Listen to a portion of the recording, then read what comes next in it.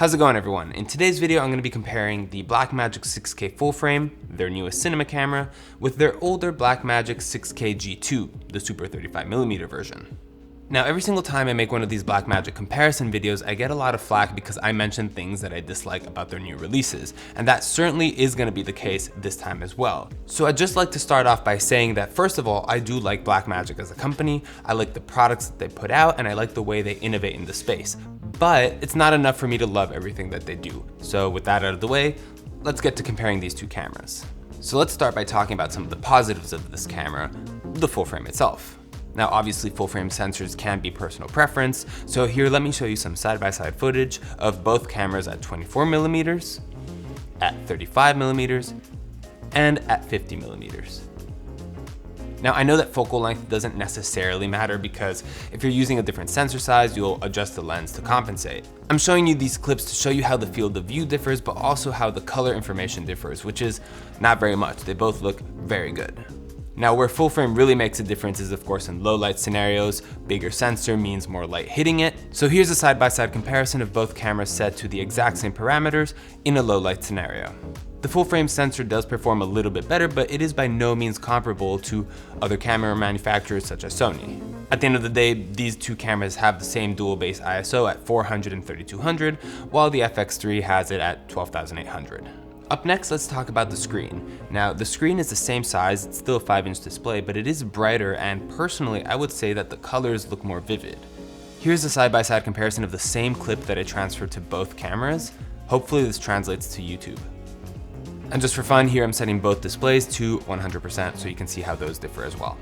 Two other minor upgrades are the vertical locking feature so that you can record vertical content and the menus also appear vertically. That's pretty cool. As well as the Ethernet protocol, so that's camera control through Ethernet as well as file transfers. Alright, now let's get into the things I don't like about this new release, and I know I'm gonna get so much flack for this one, but I'm gonna say it anyway. The type of card that it uses.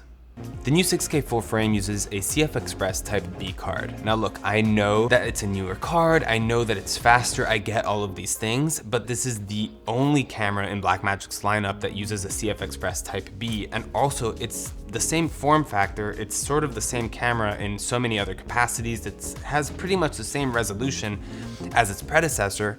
Why did we have to change the card in this iteration?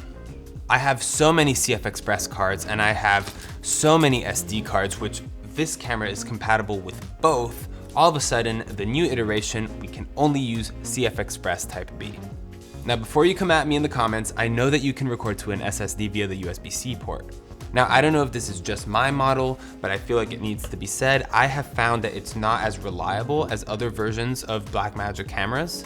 I've recorded to one of these via USB-C with the Studio 4K G2, with the Broadcast G2, and with the Ursa Mini G2, and I've never had any issue. But with this camera, I have run into some problems where if I move the camera, it just simply stops recording. It could just be my model, who knows, but I feel like it needs to be said. The second major downside to this camera is that you can only record in Blackmagic RAW. Now look, I get the open gate thing, that's pretty cool, but the fact that you cannot record ProRes with this camera is a bit of a downfall for me and my workflow. The reason why ProRes or other forms of compressed codecs are important is that you can still use the entirety of the sensor, but record at a lower resolution.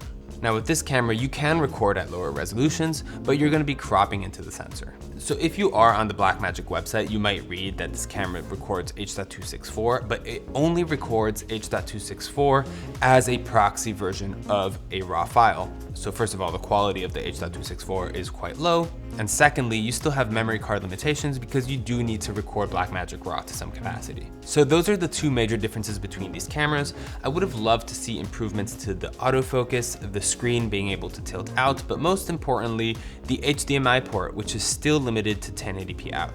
Now look, the autofocus and the screen tilting thing, I get it, it's a different audience, but the HDMI out, guys, at least 4K HDMI out, please. Is that too much to ask? Am I crazy thinking that this should be at least a UHD or 4K out? Okay, that's it. I promise, that's all I'm gonna say. So final thoughts. The full frame camera is nearly $1,000 more expensive than its Super 35mm counterpart. So the question is, are those things that I mentioned worth $1,000? And to me, the answer is no.